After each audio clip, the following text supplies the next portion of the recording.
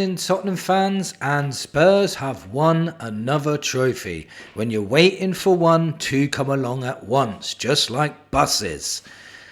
Tottenham have lifted a trophy in Hong Kong by beating Arsenal 1-0. In today's video, I'm going to talk about some players that really impressed me today, some positives we can take away from this game, what we've learnt from this game, and two funny moments that happened during this game as well. And what do we still need to do? Also, there's a bit of transfer news to get into as well, but I'll do that towards the end of the video. But if you're new here, hit that subscribe button if you think Arsenal are a poor side. And hit that like button if you enjoyed beating them today, because it's been a while. It really has. Now, let's get into the players today, because as a team, I'll get into as a team how we were, but let me just go through the players first, because I want to give a few mentions out. One to Vicario. Not because he was brilliant at shot stopping today or coming out for crosses or punching the ball out. It was his distribution today that was much more improved. He didn't give me that heart and mouth moments every time he had the ball. Arsenal are a very strong press inside, and it didn't show today the pressure on Vicario.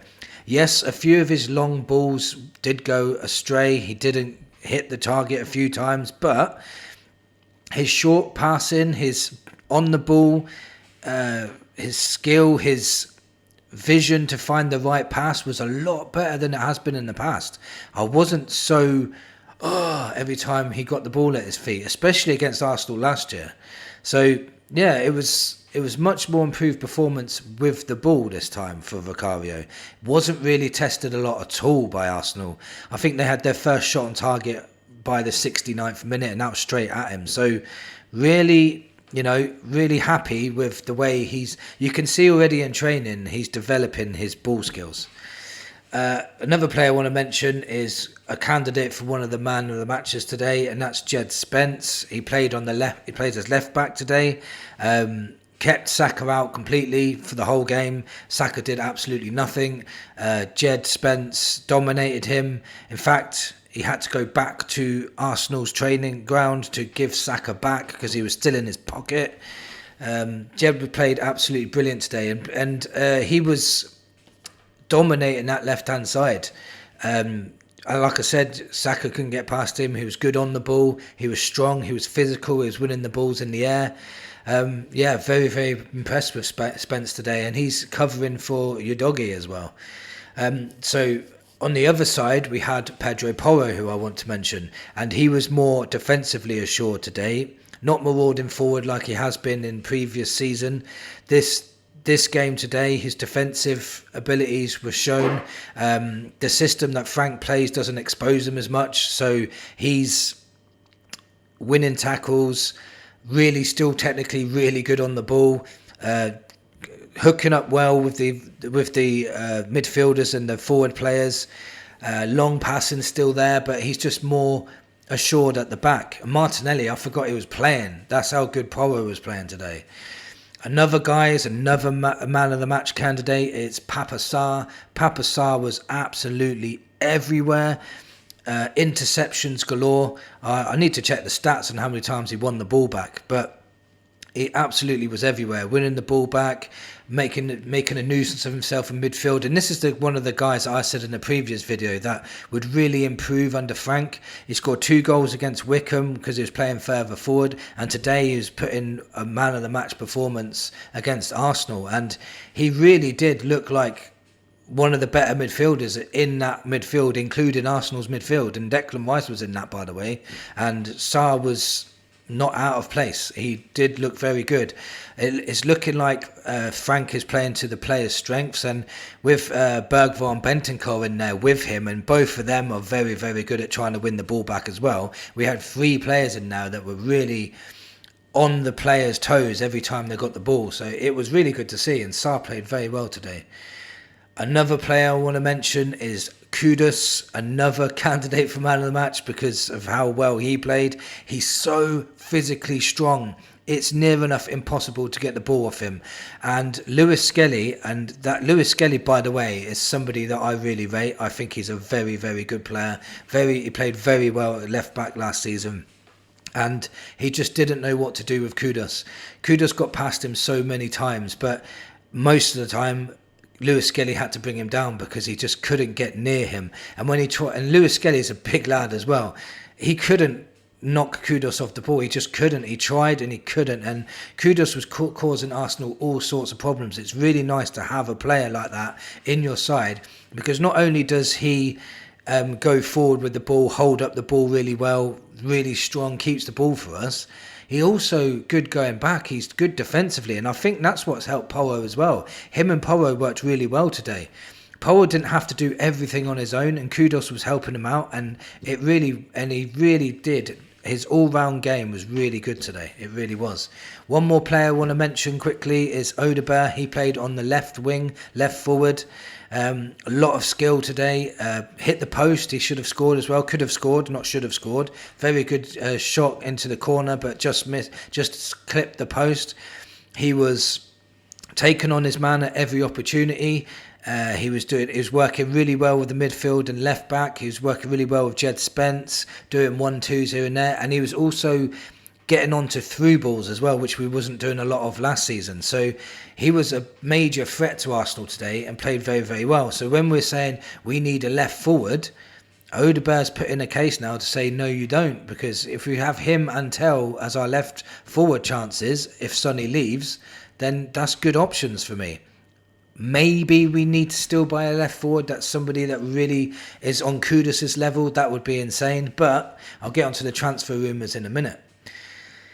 So the things I took from this game, so as a whole, is our pressing was spot on today. It was when the goalkeeper gets the ball, we press hard. We press really hard when their goalkeeper has the ball. And you can see it shows. We press as a mid block when the defenders have the ball, and then we press as a team when they're attacking. So all in all, it worked. The pressing was, you can see we worked on it. There was trigger points for every time they were pressing. It looked really organised. It looked really hard to pass around, because Arsenal are a very, very good passing side, and we intercepted the ball time and time again off them. We were causing them to make mistakes many, many times, so it was very good to see. Also, we were very, very hard to break down. Very hard to break down. Arsenal were playing it sideways back, and then the amount of times I see Arsenal having to hit it long, I thought we were playing Stoke City for a little while. They were just very predictable. Spurs contained them very easily, and like I said, they didn't have a shot on target till the 69th minute. They had loads of shots. If you look at the stats, it looks like, oh, Arsenal had loads of shots. All their shots were rubbish. Miles over the bar, miles wide, into the keeper's arms.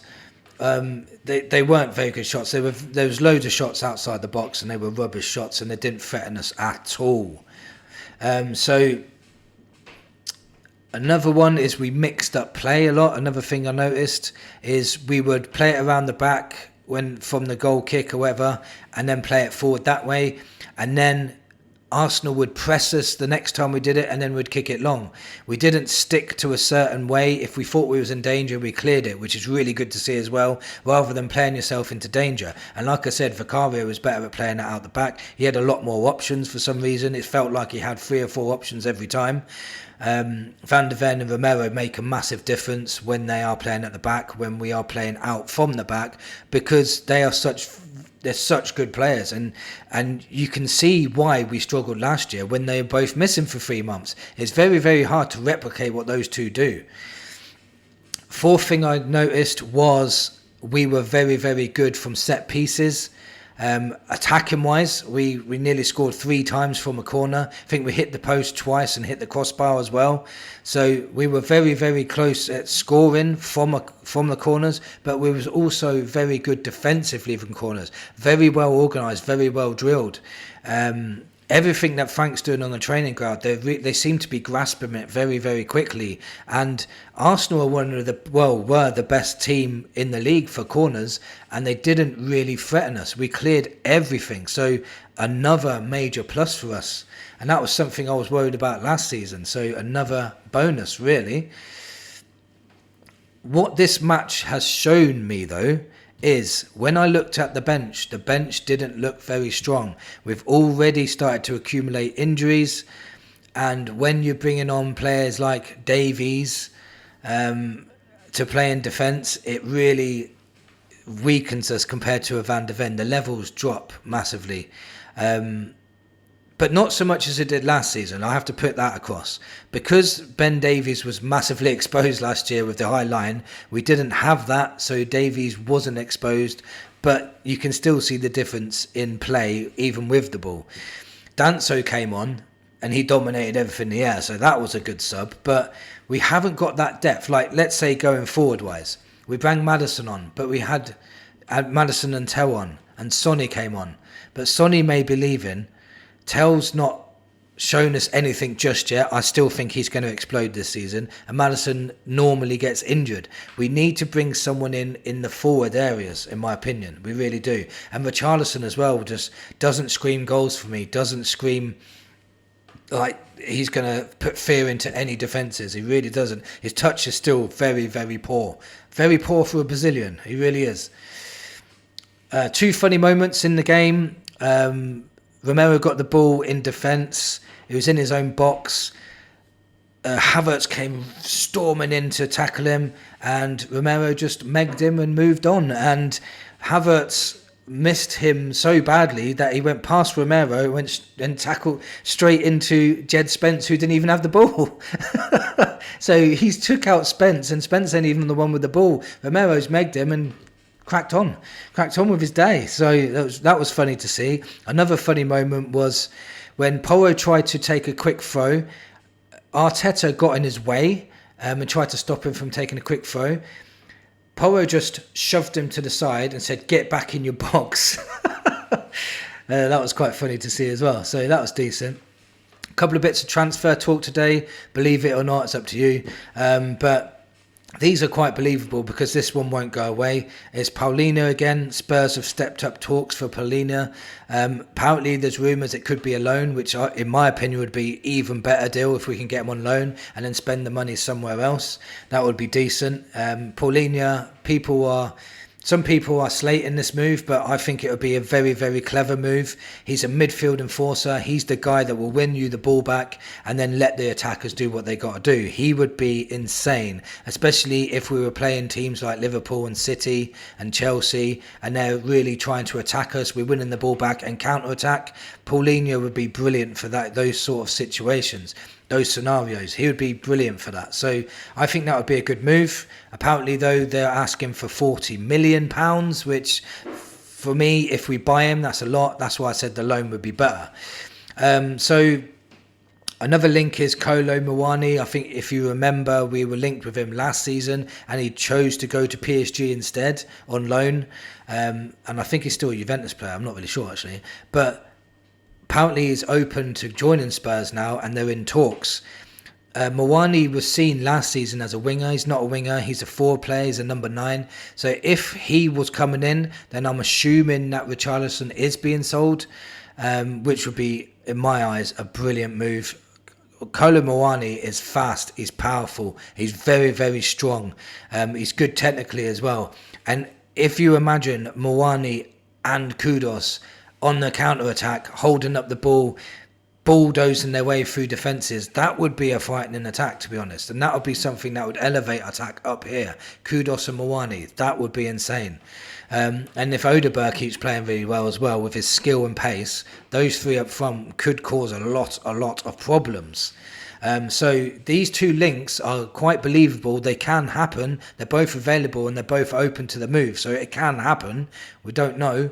You never know with Spurs, do you? But believe it or believe it or not. But at the end of the day, Spurs won a North London derby, the first North London derby outside of England, and we won a trophy again. We're getting used to these trophies, you know. I think Sonny's shoulders are getting a little bit big now because he keeps lifting these trophies all the time. All we've got to do now is lift the Super Cup, and that's 3 trophies within the space of 3 months. Can you imagine that? Waited 17 years and get 3 in 3 months. Can you imagine that? Let me know in the comments what you thought of today's game, if you did manage to watch it or not. What do you think of some of today's players' performances? What do you think of today's transfer news? And thank you for watching. Come on, you Spurs.